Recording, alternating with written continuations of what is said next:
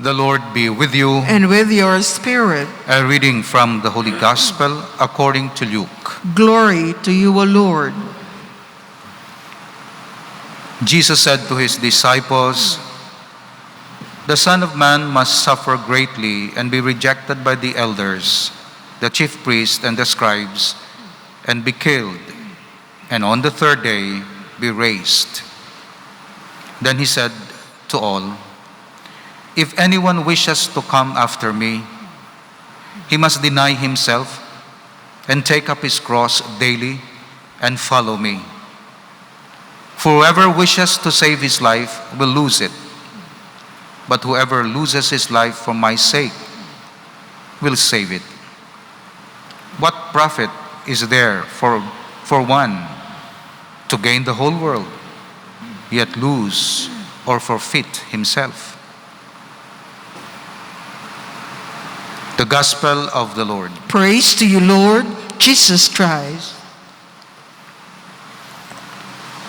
We continue with the series on sin. We continually desire to grow in our spiritual life, to grow within, in crecimiento dentro, the increase within us. And spirituality means the life of the Spirit in us. So if there's no Spirit in us, Holy Spirit, there's no spirituality. Even if we express it in our devotionals, if we don't grow within, in the life of the Spirit, we do not grow in our spirituality, because spirituality is life of God in us, life of the Holy Spirit in us. That's spirituality. In other words, the presence and the growth of grace, not sin, but grace in our soul, divine grace. So we desire for this, we pray for this, we ask the Lord to increase His grace in us. We are ready, we are willing, we are open. We are willing to cooperate with the grace of God. We are excited to receive the grace through the sacraments, most especially the sacrament of the Eucharist, because we receive not only the graces, but the grace, capital G, referring to Christ, because He is the grace, help from heaven, Savior from heaven. All other graces are extensions of the love of the grace, love of Christ. That's why Mary is full of grace, referring to Jesus Christ, because He is the best grace from the Father. His life in us. We become more and more like Him. We desire to be like Him. We want to follow Him. We want to be Christians, not only in name, but in fact, in reality. That's why He is spiritual, because there's spirit in Him. He lives a spiritual life because He lives in grace. And that is our desire, and that is our prayer, and that's the primary purpose we are here. Of course, there are secondary purposes. We need the grace, the graces, success in life, blessing for your children, repose for the souls of our beloved, etc. But more importantly, we are here because we want to receive the grace, Jesus Christ. We may not be able to receive the graces, but for sure, we will receive the grace, the body of Christ in the Holy Eucharist. So we want to grow in our spiritual life. We want to be like Christ. So we know that we are growing when we become like Christ, when we become Christ-like in our thinking, in our conduct, in the way we talk, our language, we choose our language, the way we deal with other people, especially the last, the lost, the least. So part of our growth, of course, is the acceptance that we are not perfect, and therefore we need to wrestle against sin, which is also present in us. It's not only the grace that is present in us, but the sin is also in us. That's why we need to be aware of this, to be aware of the wilings and the movements and operations of the enemy. Samtang gasabog ang Diyos ang grasya, nagsabog man ang enemy sang weeds. Okay, parable of the weeds. Ginaalaw sang Diyos magtubo dira. Pero ultimately, ang weeds, tagbong sa kalayo. Kag ang seeds, tipunon sa bodega, sa treasury of God. So, na-realize natin nga maghimo gali isang sala, may mortal sin kag venial sin, kag lain-lain nga mga natures and kinds of sin, kag nagadepende ang iyang gravity, kung very grave, very grievous, we call it mortal sin. Kung hindi siya deadly, natawag natin venial sin. That's why may mga balatian nga deadly, may mga balatian nga pilas-pilas malang karosang kung ano da, kagat sang lamok o ano dira. Of course, andam ka man sa kagat sang lamok, basi dengue na, grab, deadly na yan. Hindi mo na yan mapabayaan lang. The same sa aton sins. May mga sins nga mortal, deadly gidya. Pero may mga sins yang venial, meaning hindi ka man mapatay, ma-irritate ka lang, may discomfort ka lang, masakit ka lang, kag mahilanat ka for several days, maapektuhan ang imo work, in other words. Pero ang mortal sin niya, deadly gid. Deadly in a sense, na gina-cut off ya ang imo relationship sa Dios, ang imo source of living water. Wala sang grace nga nagatubod sa imo dira, o nagatayon sa imo, kay ti utod ang pipe, ang gripo, pipe utod siya, mortal sin.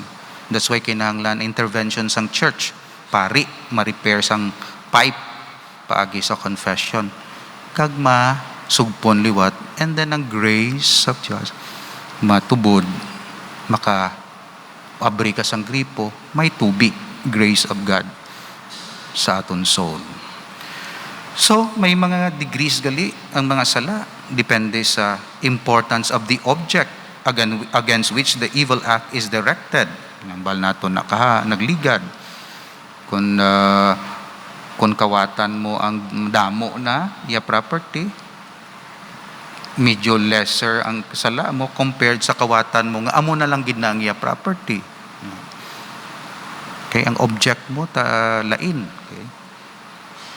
So kung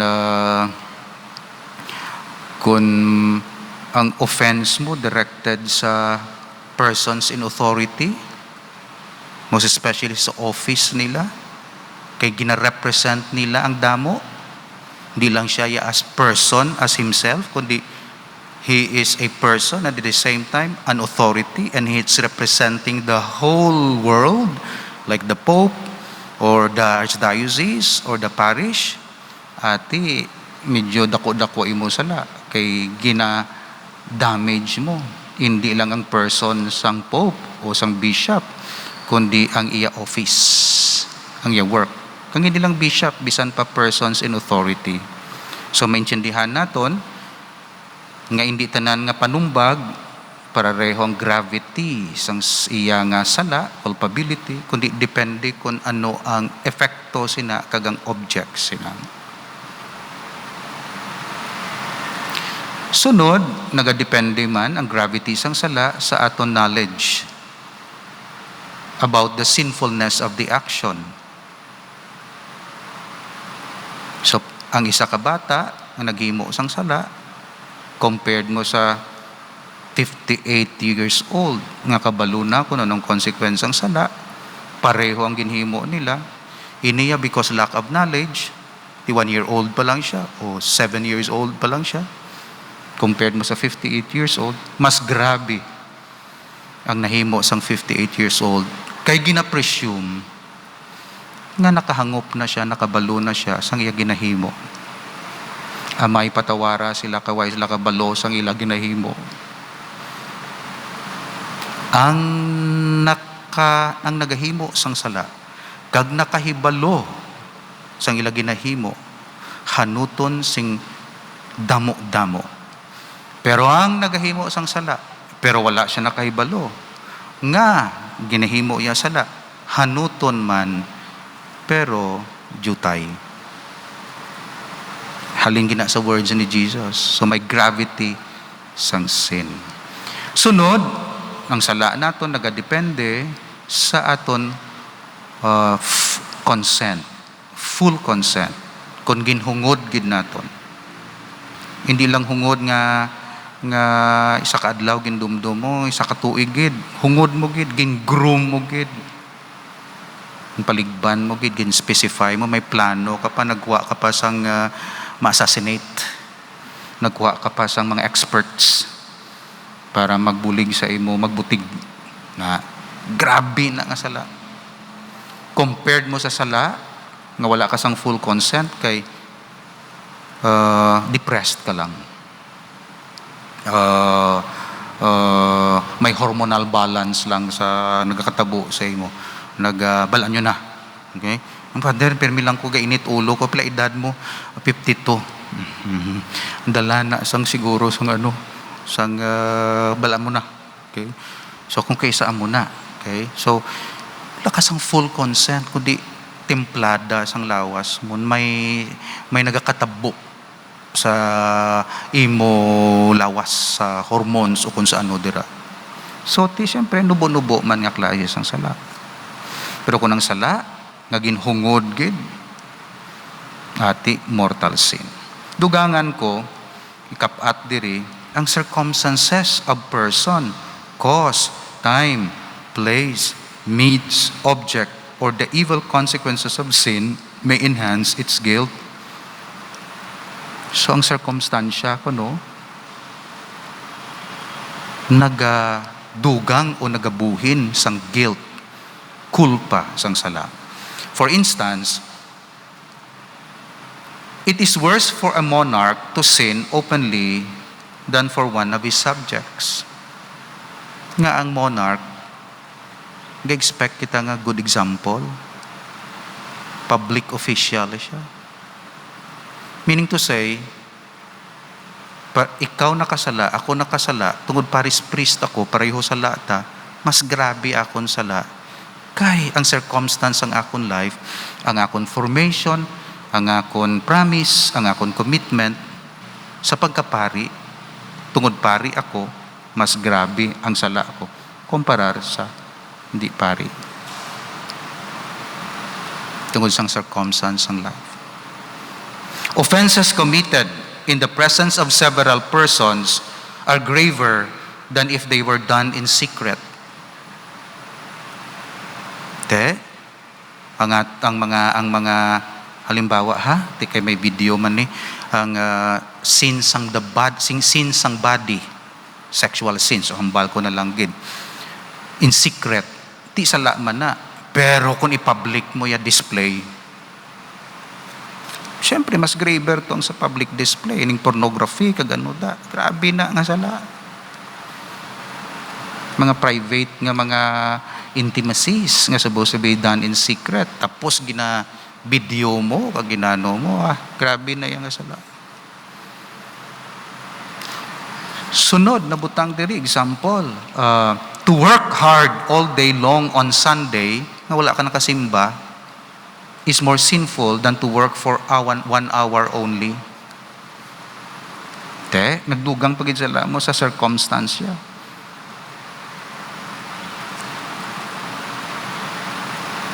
Kaysa ga-cooperate kita sa sala nga gasimba kita ya pero ang aton to nga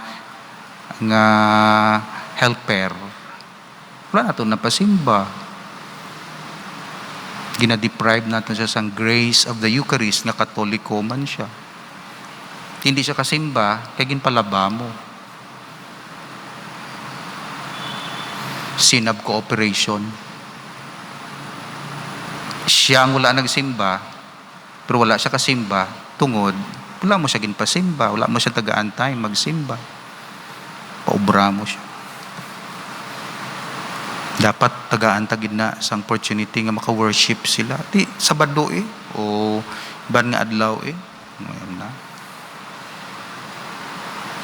Mga nurses kasi aga obra of course sa gabi, Sabado o Domingo, may dispensation na sila. Pwede na sila kasimba sa iban nga adlaw, replace sa ila obligasyon sa Sunday. Pero kita nga libre sa Sunday ginang gina-prefer ta. Kaya nga aton nga mga kasambahay, aton mga helper na nang lan hambalon gid, okay, ano man ay break time mo anay, o di gani rest day mo, o simbaha muna. Robbery with violence is a greater sin than theft. Siyempre kawat mo to, wala mo man siya ginpatay. Pero siyempre bala kawat mo, ginpatay mo pa. Ati, mas dako ginaya. To take from a poor man is a greater sin than to steal from a rich man. Okay? Wala ko naghambal nga kawatan mong mga randi kundi ang istorya na itong gravity of sin. Pareho na sila nga sala, pero lain ang gravity. It is far more wrong to steal in the church than out of it. Halimbawa, may diri, gapangawat, diri, kasulod. Sobra na, ibala muti sa presence ng Diyos. Blessed Sacrament.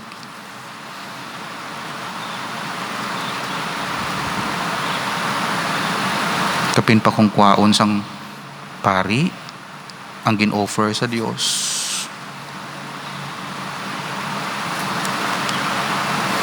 That's why ang kolekta ginapakasagrado ko gid. Wala ko santos, pero basta kolekta sagrado. Kay ginhatag na ya sa sulod sang sagrado nga seremonyas. Tapos gamiton ko lang sa tinunto. Ginhalad niyo. Way ko kabalo kung ano nang sa heart ninyo, o ano na nga mga pangamuyo. Base may ginapangamuyuan kamo may mga kanser, pangamuyuan kamo mas makonvertir, pangamuyuan kamo may peace sa balay. Tapos amo na expression sa inyo worship ang halad. Tapos baliwalaon ko lang, di dako nga sala. Dako nga sala. Because inaiya sa context sang seremonyas. So, ma-realize naton may deadly sin, kag may sin lang pwede mahaplas-aplasan lang sang lana. Haplasi lang sang lana na ang sakit siya niya, makuha man lang, hangin man lang na. Pagtapos ang guwa sang hangin, tapos kay dada, no, sakit siya ko. Haplasi sang sang lana. Ang ginahatag nyo, thank you sa naghatag bala news, kabulig kung kaisa. Narada, makuha man lang na. Pero kung kaisa, gambagi si dada, sakit gid siya niya. Sampol ko lang na, tapos gin pa ati, may may something, may ulcer o whatever. Niya, kung hindi mo na yan ma-arrest, dalon ka ginaya sa balan nyo na. Pero kung mga hangin-hangin lang, venial sin lang sang kalag, mabulong na iya sang mabulong na iya sang good works, mabulong na iya sang rosary, mabulong na iya sang Via Crucis, mabulong na iya sang works of mercy, mabulong na iya sang devotionals, sang novena, venial sin, mabulong na iya sang kalawati ang venial sin, mabulong na. Pero kung may mortal sin ka, hindi na mabulong sang Via Crucis. Kinahanglan mo sinaya major operation, so to say, confession. That's why ang confession is God's intervention para mabulong ang halit sang sala sa imo kalag. Amen. Lord Jesus, you foretold that your disciples will be despised on account of your name, but that not a hair of their heads is ever forgotten. In times of persecution and difficulties, defend and revive us by the power and comfort of your grace and of the Holy Spirit, so that we can be freed from our enemy and praise your saving help through Christ our Lord. Amen.